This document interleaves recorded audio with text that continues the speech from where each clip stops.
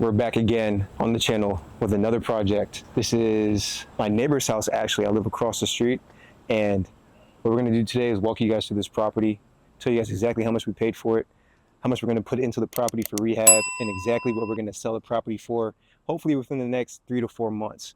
So this property here is an end unit, as you can see, corner lot, got a small front yard, decent side yard, and a pretty nice sized rear yard. So starting on the exterior, this house has all the signs you want for a fix and flip. When we talk about signs for a fix and flip, what are we talking about? We're talking about paint that's kind of peeling off on the window seals. We're talking about overgrown greenery in the yard. We're talking about the fence that's falling down on the side here. So just off first glance, this property is a property that needs some love. And what we did on this house is we helped the seller actually move into a new apartment for her and her son. And I ended up buying the property and adding some value to her and getting her into a better situation than what she was currently in, which is the ultimate goal when you're buying properties and trying to renovate and change the entire neighborhood. So if you guys can actually see down this hill, at the top of the hill, there's a white house that's listed for sale. This white house right here is actually getting work done on it. That's one of the contractors that's painting the house. So there's a lot of activity going on this block, which makes this project even more special and more of a big deal for me. So let's go inside, let's check it out. Most importantly, let's run the plan, let's get it. All right, so we're in the house right now, and off first glance, if you take a look around, you can see that the house has kind of been lived in, but it also has been kind of neglected. So you can't smell it right now, but this house stinks. It smells like water and mold. So one of the things that my guys did was we propped the windows open. So we'll leave these open for the next few hours and we'll close it out once the house is aired out. But on this floor and in this house, we're gonna go through every single room and our game plan for this property. So high level really quick, we bought the property for $261,000. We plan on putting about $90,000 into it. So as you guys know by now, when you're doing any major rehab, you want to account for another 10 to 15% of your rehab budget going over its estimate. So we're going to estimate about $100,000 into this project. On paper, it's 90, but I have enough budgeted for $100,000 on the rehab. Resale value of this property is going to get listed for about $460,000 with hopes to get enough buyers in here to boost the price up to about $470 after repair value. So that's the numbers. Bought for $261, putting about $90,000 to $100,000 into it, and selling it for about $470,000. Now, first off, in this room, this is the living room. What we're going to do is open this entire area up. Everybody understands that you like open concept, meaning you walk into a property and you can pretty much just look around and see all the room, see all the windows, see all the things that would make the property feel more spacious. So we're adding new windows throughout. We're going to open up this entire room. So we're getting rid of this wall here.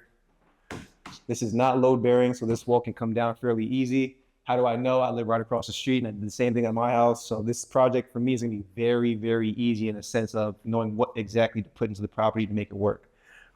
If you look at these walls, they've got this nasty wood paneling. We're going to strip these down and put up drywall. New light fixtures up top. If we come on back here, this will all be opened up again. And what we're going to do back here is, again, add new windows throughout. The plan is to cut this open and to make this a walkway into the patio that's back here. We're going to make the patio floor leveled, and you'll see what I'm talking about in just a second, but we're going to level off the patio floor so that it's the same height as the floor that we're standing on right now. So this will be opened up and you'll be able to walk flawlessly into the rear patio in the back. If we go over here into the kitchen, let's see if there's a light. Lights on. This is our kitchen. Now the light's off. So in the kitchen, we're going to knock this wall out. This wall actually has a register in it. So our HVAC could be running all the way upstairs or it could be stopping here. So we're going to take this wall down, expose it to figure out how high up or low that this register runs. If it stops there, we'll probably just run the register into the floor. But if it goes all the way up top, we'll probably just remove it. So taking this wall down, so you can just imagine all this space being your kitchen area. There'll be a nice size island where I'm standing right here, either facing this way or this way. We have to talk to the architect to figure out exactly what will make the most sense with our architect and interior designer. But that's pretty much our kitchen. In here, we're going to do all new cabinetry, all new appliances. So stove, we're going to put a new microwave in the whole nine. If we come back into this area, this is our patio that I was talking about. So this leads to the outside of the house, to the rear, which is pretty cool. So if you wanted to park on the front of your house, but your shoes are really muddy and wet, you can walk around the side of the property. We'll have pavers outside that'll lead to this back porch area here. You can come into the back of the house and use this as a mudroom. Now, remember I said earlier, this was going to be all leveled out. So this floor right here will be up about another 1.5 feet. So we'll be standing a little bit higher. The window wells are going to get shortened on both of these windows, and the doors then are going to get raised as well. So the whole thought process was to have an open area when you first walk into this house, to use this as a mudroom, but to still be able to see the entire finished piece of the property by having this piece of the wall exposed and having a walkway. So this is the back patio. Let's go check out downstairs. All right, so this is the basement that we're going into, and it smells absolutely terrible down here. You guys can't feel it, but the steps are actually sloped and they're leaning to the right. So we're gonna take the stairs out and build brand new steps going all the way upstairs. This is a walkout basement, which is pretty cool. And one of the things that we're doing down here is gonna make this a livable basement or a livable room. So it can't open up because they have this cardboard at the bottom, but it's a walkout basement. So if you have, you know, some guests or family members that are over the house, you can easily have them stay down here and be pretty comfortable and secluded from the rest of the house. In the basement here, we're obviously going to waterproof. Water was a huge issue for this property. So what we're doing is doing an external trench. And when we go outside to take a look at the property, I'll show you exactly what we're going to do with the external trench. But we're going to trench the outside of this wall because this is the side structure of the house. And on the wall behind you, we're going to do an internal trench on the neighboring wall. So this entire floor here is going to have a channel about 1 foot wide that's going to have tubing inside of it where water can come down the side of the property into the tubing and back into our sump pump, which is in the back of the basement.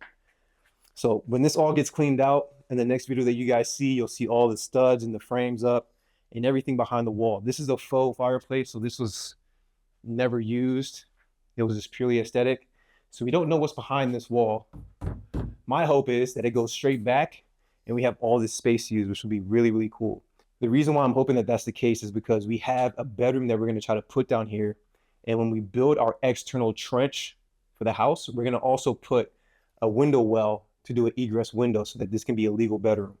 In the state of DC, Maryland, and Virginia, and I believe it might be nationwide, in order to have a legal bedroom, you have to have a closet and an egress, which is a way to get out of the property. So ideally, a door or a window well where you can climb out in case of a fire emergency.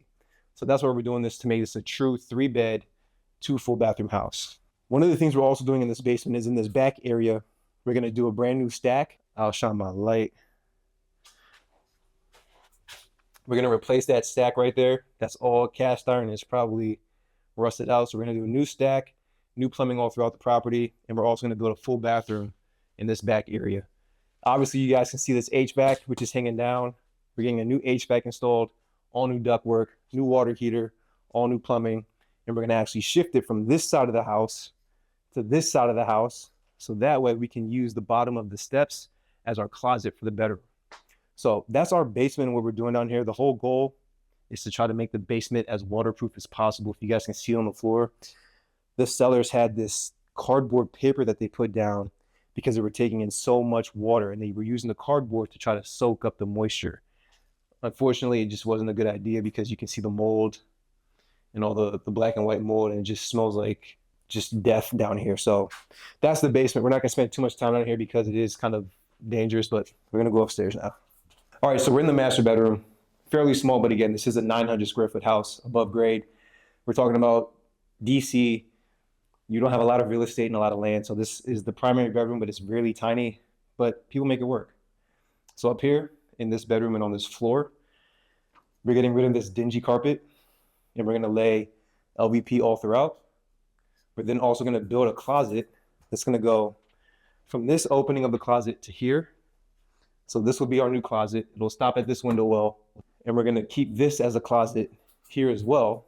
But what we're gonna do is build a bump out for a larger closet. So our closet's gonna come to about here, and we're closing off this window, and it'll run this way. So we have 2 full closets in here for you and your spouse or whoever the case is, and you'll have the bed, both vanities or both side tables, and that's our bedroom in here. Again, in this house, we're doing all new windows throughout, so those will all be brand new. This bedroom is the guest bedroom. It's pretty much the same layout, right? about half the size of that master bedroom, but we're gonna do new windows throughout, paint, new plaster, obviously new HVAC and registers in the house, new LVP, new finishes like the light above, the ceiling light, and then paint, new doors, new hardware. Pretty standard in this bedroom. If we go into the bathroom here, the bathroom is pretty much gonna be our biggest transformation, one of the biggest transformations in the house. One of the things that we're gonna do, if you can tell, like we got a tiny vanity there, got our tub here, toilet here. This layout is just really kind of odd. It doesn't make any sense. But from my experience, my house across the street had the same layout when I bought it. All my neighbors have the same exact layout. So I don't know who designed these properties back in the 1940s, but this is what they did. But we're gonna change this out and we're gonna make this flow. So we're gonna keep the vanity here. We'll probably be able to get a 36-inch vanity when this is all done, because this wall is gonna come down. This wall has all the plumbing for this shower, right? So we're gonna take that down, remove the wall, put the toilet next to the vanity, and run the shower along this wall here, right? So you'll have vanity, toilet, shower, so you can walk in and out of the bathroom this way and have no issues. It just flows a little bit better. But in this bathroom, again, we're changing the layout. We're gonna do all new plumbing in this house as well, because they're all cast iron piping and it's probably all rotted out, if not leaking by now. So that's the game plan for upstairs. Again, the house in total, and I'm sweating because it's so hot. The house in total, again, we're buying it for $261. We're putting about $90K into it.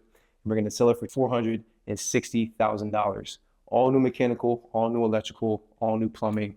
We're pulling permits on this job and doing everything top notch and A-grade material. On this project, I'm bringing my same interior designer who did my Frederick flip, who did an awesome job.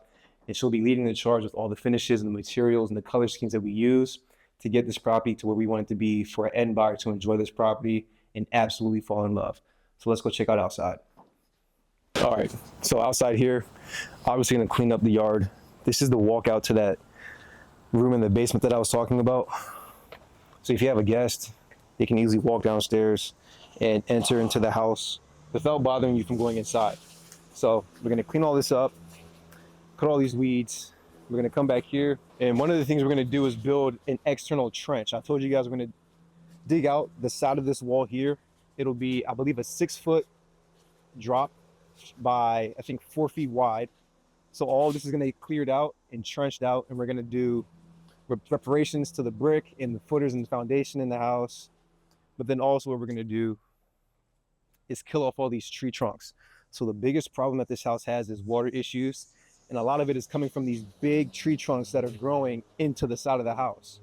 So that's just pressing up against the foundation wall, causing a whole lot of issues with the stack and the foundation. So we're gonna repair all this, get rid of all this concrete, break all this up, and find a way to reroute all this water. One of the biggest things that we also wanna do is get rid of these branches above the house. So you can see up top, there's all these thick live branches. If any of these were to fall and drop on that roof, it would probably go straight through the brick and through the tar roof itself. And then this big one over here is actually going over into our neighbor's house. So if this were to fall and break on his roof, I would be responsible because it's on my land. So that tree has to go, and all these other branches above the roof line have to go, just so we can clear up the house and make it, again, nice out here. If you can just imagine having a pergola or some sort of covering up here while you're outside, you know, grilling or having fun with your kids and your family, this can be a very nice, usable space. But right now, it's just obviously not because of all the greenery and the shrubbery that's around here. But so that's the game plan for this property. Really excited about this job. Should take about 3 to 4 months to rehab from start to end. And I cannot wait to bring you guys along on this journey. So if you guys could just please do me a huge favor, like, share, subscribe, join the community. Most importantly, run the play and let's get it.